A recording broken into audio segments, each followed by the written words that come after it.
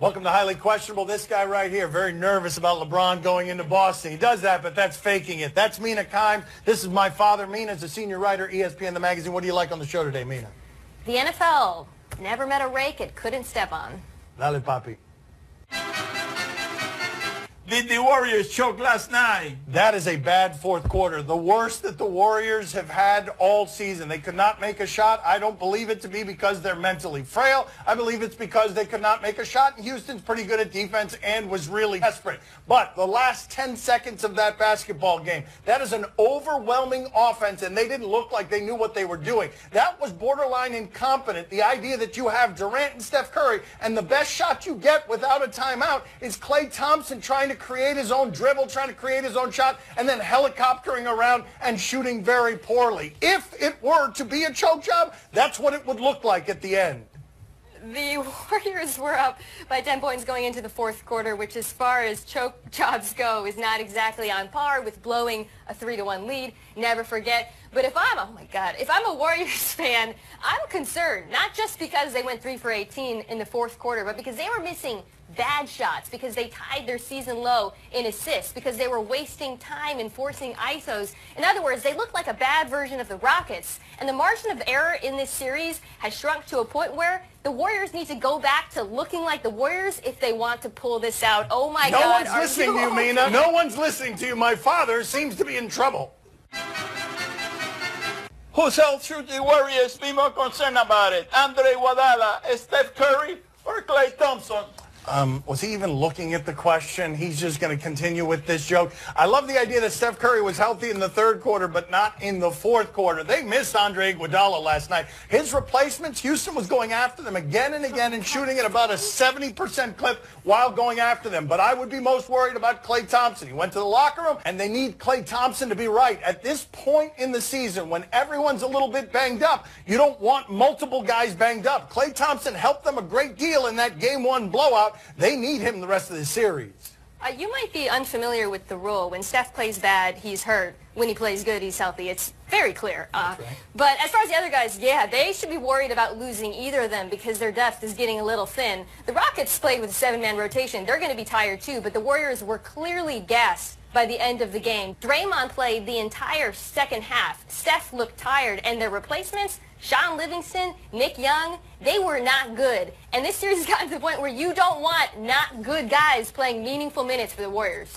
Mina pointed out on our radio show today that you had a situation last night where D'Antoni panicked. He only played 7 guys, and one of those guys, Gerald Green, only played 12 minutes. The Rockets were playing next to nobody, so the idea that the Warriors were the one that were gassed when the other guys on the other sideline were winning at the end, that was a little bit jarring.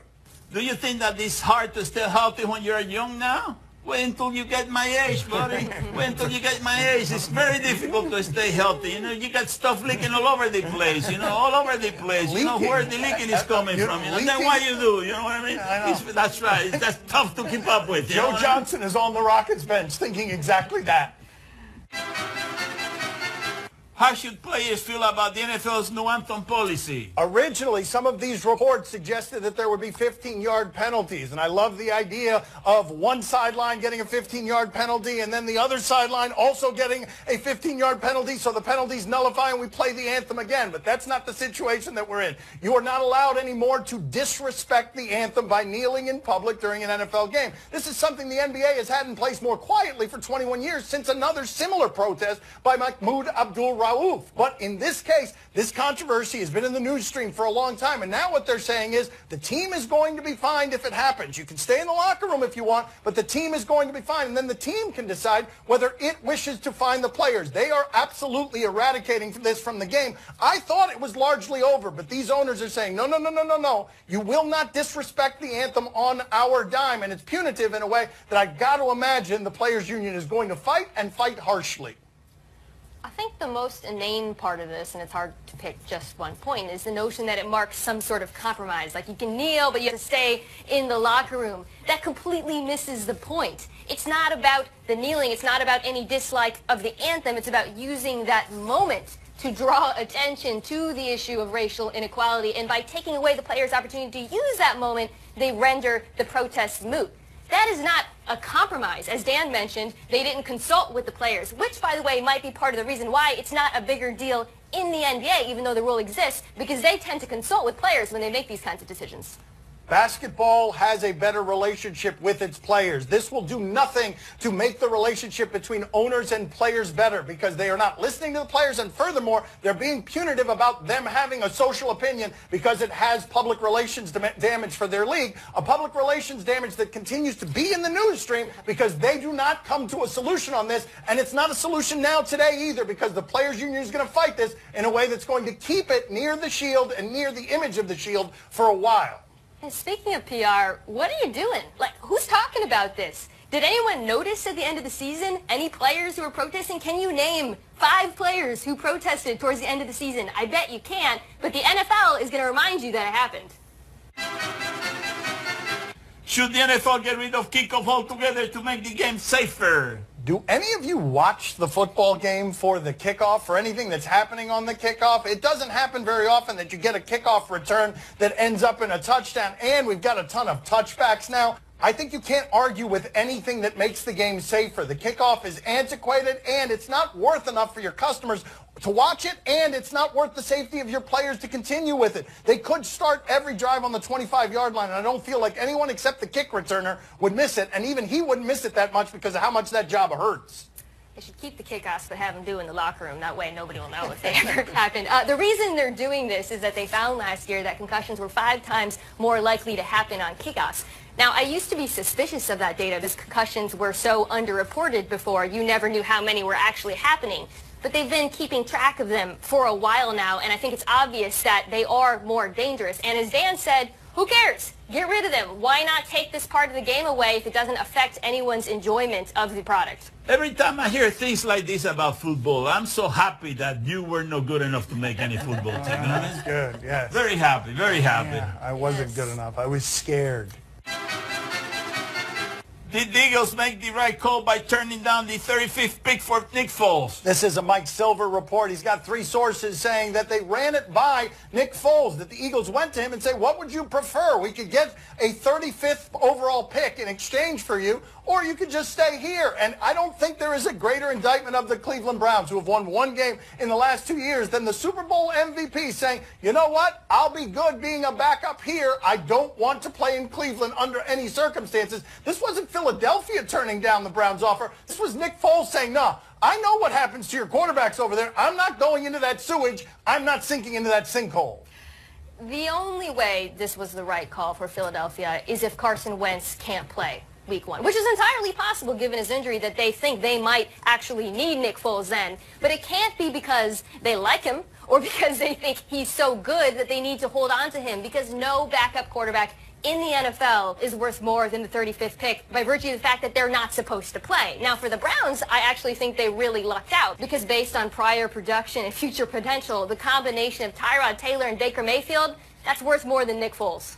I don't blame Nick Foles for not wanting to go to Cleveland. Who the hell wants to go to Cleveland? Right, He said, you know what, I'm going back to Cleveland, and there, you know, the weather is you know, I mean, you know what I mean? The sun never comes out, you know, it's dark all year round, you know what I mean? I mean, there's a lot of snow. LeBron is there, you know, Yeah, and I gotta wash up and, you know, listen to LeBron every day and turn the TV, you know what I mean? I don't blame the guy. He'd rather be a bench warmer in Philadelphia. You know, you made the right call, Nick. I mean, I respect you. You make it, after all, you're a Super Bowl champ, you know what I mean? You got your choices made, and that's good. That's good for me. And also, LeBron might be in Philadelphia next year, so there's that. Coming up next on Highly Questionable. There's Steph. Oh, he almost hit him in the face with that very excited finger roll from 40 feet away. Whoa. Good. Oh, no. Oh, no. boy. This is going to have... what's going to happen with it? No. Well, we know he's going to live because we wouldn't show it on television. You don't know that. otherwise. Ah! Get over there! Oh, okay. Oh. Oh, no. No regret. Doesn't look like a man who lives with a lot of regrets. No. Well, this doesn't look like a man who lives much longer beyond this video. My Son's TV show is brought to you by Sam Adams. Fill your glass. And that has an obscene cash radios. Do you question? You give us topics and events, we question him. That was stubby. His arms are stubby. But he stood, so, it's a big catch radius. Do you question if being an NBA referee is dangerous? I did not see anything from last night's game that suggested danger for the referees. Let's see if they have proof of danger for the referees from last night's game. Steph. There's Steph. Oh! Oh, he almost hit him in the face with that very excited finger roll from 40 feet away. Whoa! But you know what this allows us to play for Mina, don't you? Let's play it for Mina right now. Here's Carlos Boozer. It is dangerous to be an NBA referee because watch this here, Mina. Yeah!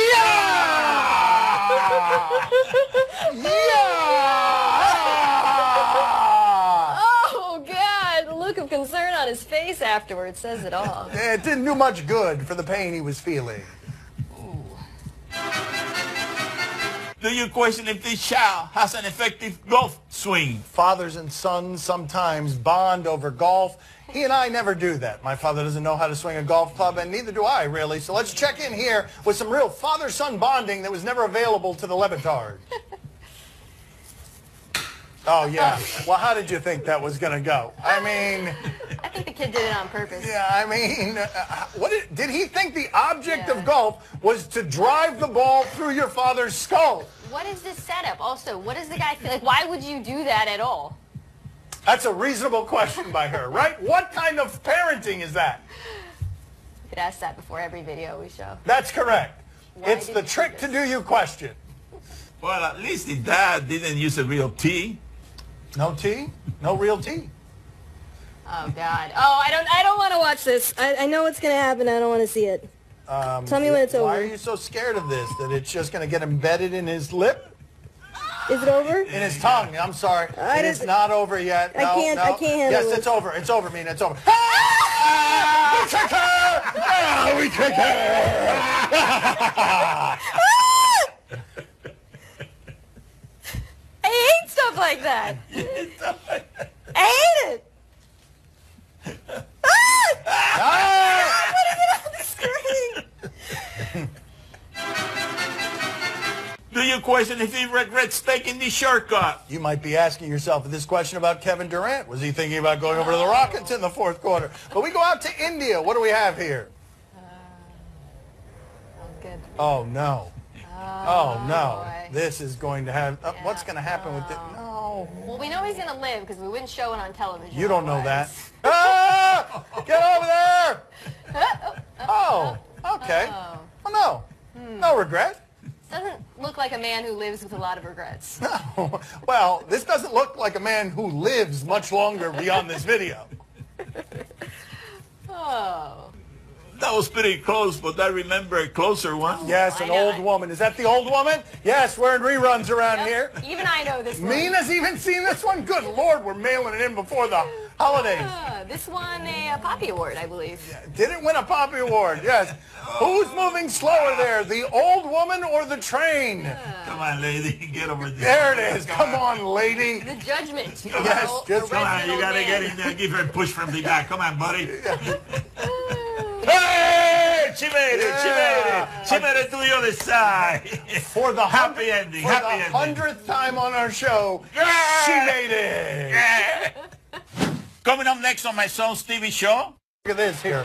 Nearly traveled, kicks it out to Smart. Smart from outside. That won't go. Kevin Oh, that's Love not an with inbound pass. That's after the rebound. And, yeah, that's hard to do. And, yeah, Marcus Smart had to feel pretty small there. Yeah. That's pretty perfect. And then look at what happened to her. That is her husband giving up a home run to her brother. Let's check in with her right now, shall we? That is stoicism. I don't want to look. I am going to show nothing on my face. But look awkwardly to her left. Look at the face he makes.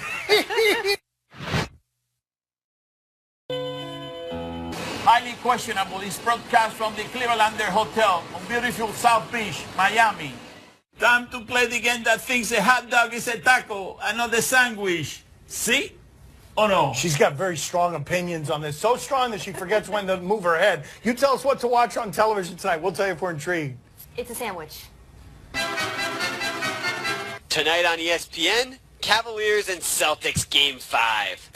No, Poppy is ready, but he's also scared. He already smells like sweat. Let's see a play from the last game here. Kevin Love very good at those long inbound passes. Look at this here.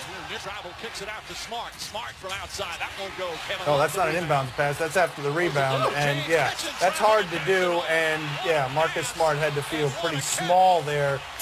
Yeah, that's pretty perfectly placed. I guess LeBron would be a pretty good NFL receiver. Mina, are you intrigued? The Packers. Yes, I really enjoy watching the Cavs right now because you genuinely never know if they're going to be good or bad. It's like insane whiplash. I have no idea what Cavs team we're going to see tonight. It's kind of thrilling. None of us do. Poppy, are you intrigued? Oh, see, I'm very intrigued. You know, that's a hell of an idea. You know, you quit the NBA and go to NFL and play receiver there. You know what I mean? That's your future. That's your goal. You know what I mean? Play receiver. You're tall, you're fast. You know, your knees, they can take a lot of punishment. You know what I mean? That's their call, buddy. Just drop the NBA and go into the NFL. So my father can stop crying on Wednesday nights when you chase him from a sports bar because you're born in Boston. Tonight on NBC Sportsnet, Game 7 Capitals and Lightning. Oh, it doesn't get better than this in sports, Poppy. The Capitals are led by Alexander Eskovich. Okay, that's worse than ever. Game 7, he's 3-7. He's 3-7. Let's check in with the things that led to Game 7. Yeah, here's one goal. Here is, yeah, that one was pretty. And then give us the third one. Empty net. That one was easy. Nothing tonight will be easy. Good luck to Alexander Eskovich. Mina, are you intrigued? No, I did just say I was going to watch basketball tonight. It's not at the same time. But I do have a rooting interest in the game, which is producers on this show and Around the Horn are fans of the Capitals, so go Lightning. She's a young person. She makes fun of me for being old. She can't watch two things at the same time. Poppy, are you intrigued? Oh, see, I'm very intrigued. Are you kidding me? Capitals we're up 2-0. And now the series is tied 3-3. Game 7. I got a tickle in my throat, a little bit of a tickle in my throat. Oh, yeah. Yeah, my guess is he's not doing that to the Lightning there. This has to be a record for choking on this show.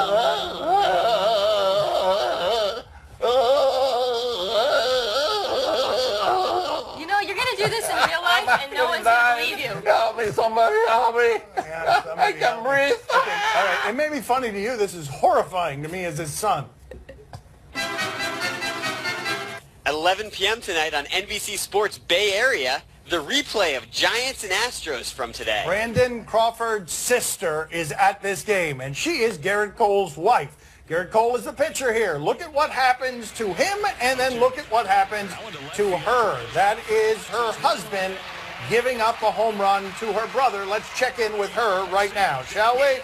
That is stoicism. I don't want to look. I am going to show nothing on my face. But look awkwardly to her left. Look at the face he makes. He is looking at her, and yeah, she's feeling all of that inside. Mina, are you intrigued? No, I will not be watching the replay of today's game. But that is a look that woman has practiced exactly for the situation. I have to say she executed it pretty perfectly. Unlike the pitch that was thrown. Poppy, are you intrigued? Oh, see, I'm very intrigued. But are you kidding me? Who is that lady in the back seat there? You know, that lady's not paying attention to the game. Look at her, you know. Let's see. A moment in baseball history, she missed the whole thing. Okay. No, that's it. Oh, she's looking into her phone. That's right. I feel like everyone just doesn't want to look at her. That's all the time we have for today. Thank you for watching. Too bad. We're out of time. Thanks for watching. No, Papa, you have to do it like DMX. It's gonna get to you. Boy, that was pretty bad. Wow.